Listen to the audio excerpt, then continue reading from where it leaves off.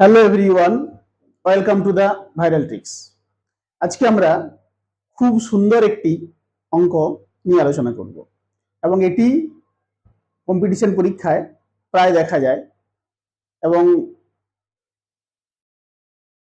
এই অঙ্কটা করতে গিয়ে যাদের অঙ্ক সম্পর্কে দুর্বলতা আছে তাদের মধ্যে একটা ভীতি কাজ করে আর কি। তো আজকে আমরা যে পদ্ধতি করব সেটা দেখার পরে আশা করি সেই ভীতিটা আর থাকবে না। ভিডিওটা দেখো প্রথম থেকে শেষ পর্যন্ত ভালো করে, আশা করি সমস্যাটা কেটে যাবে। এখানে দেওয়া আছে একজন ছাত্রকে একটি সংখ্যার সঙ্গে 3/2 গুণ করতে বলা হয়েছে, কিন্তু সে ভুল করে সংখ্যাটির সঙ্গে 2/3 গুণ করে দিয়েছে।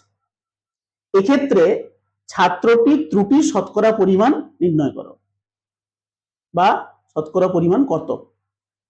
তার মানে ঘটনাটা কি, একটা যে কোনো সংখ্যা, সেই সংখ্যাটা আমাদের জানা নেই, সংখ্যার সঙ্গে একজন ছাত্রকে 3/2 গুণ করতে বলা হয়েছিল।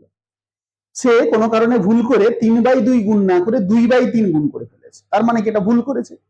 ভুল যে করেছে বা ত্রুটি যে হয়েছে, সেই ত্রুটির শতকরা পরিমাণটা কত সেটা আমাদেরকে বের করতে হবে। এই ধরনের অঙ্ক যখন পড়বে তখন আমরা ক্যালকুলেশন করার সময় কি করব, এরকম লিখব।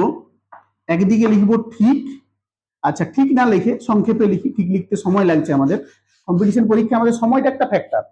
কি লিখলে বা কত কম লিখলে করা যায়, কম লিখে কি করে করা যায় সেটা কিন্তু সবসময় চেষ্টা করতে হবে। ঠিকের জন্য একদিকে আমরা রাইট আর লিখছি, আর ভুলের জন্য একদিকে আমরা রং ডাব্লিউ লিখছি। ঠিকটা কি ছিল, মানে ঠিকটা ছিল 3/2, আর ভুলটা কি করেছে 2/3। ঠিক আছে, এরকম লিখে নেব। এরপরে আড়াআড়ি গুণ করব। এই তিনটার সঙ্গে, মানে এইটার সঙ্গে এইটা গুণ হবে, আর এইটার সঙ্গে এইটা গুণ হবে, এটার সঙ্গে এইটা দিয়ে আমরা কি করব, উপরে যে সংখ্যাটা আছে তার সঙ্গে যেটাকে গুণ করছি সেই সোজা নিচে লিখবো। না, 3-এর সঙ্গে 2টা গুণ হচ্ছে, তাহলে এদিকে উপরে কে আছে 3, এদের দুজনের গুণফলটা এই সাইডে লেখা হবে, এইদিকে নয়। কিন্তু বুঝাতে পারলাম? আরেকবার বলছি, এটা ভালো করে খেয়াল রাখতে। এই ভুলটা হয়ে গেলে অঙ্কটা ঠিক করা যাবে না কোনোভাবে। আমি দেখব যে লবে কি আছে, লবটা কার সঙ্গে গুণ হয়েছে, মানে যার লবটা গুণ হয়েছে সেই দিকে লিখতে হবে। তাহলে রাইট যেটা, ঠিক আছে, আর যেটা, আর এর লব কোনটা 3, আর এর লব 3 হয়েছে, মানে কি এইটার সঙ্গে এই গুণফলটা আর এর দিকে লিখতে হবে, এটা খেয়াল রাখতে হবে। ঠিক আছে, তাহলে 3-3 9 এখানে লিখলাম। এরপরে 2 2 4, এই দিকে মানে রঙের দিকে লবে কি আছে 2, তার মানে এর সঙ্গে এটা গুণ হচ্ছে, তাহলে 2 2 4 রঙের দিকে লেখা হবে 4। আশা করি বোঝাতে পেরেছি, এটি ভালো করে খেয়াল রাখবে। লব যেদিকে আছে, গুণফল যখন করছি লব যেদিকে আছে সেদিকে গুণফলটা লেখা হবে। তাহলে 3-3 9, এদিকে লব আছে তাহলে এইদিকে লেখা হলো, 2 2 4 এদিকে লব আছে, এর গুণফলটা এদিকে লেখা হলো।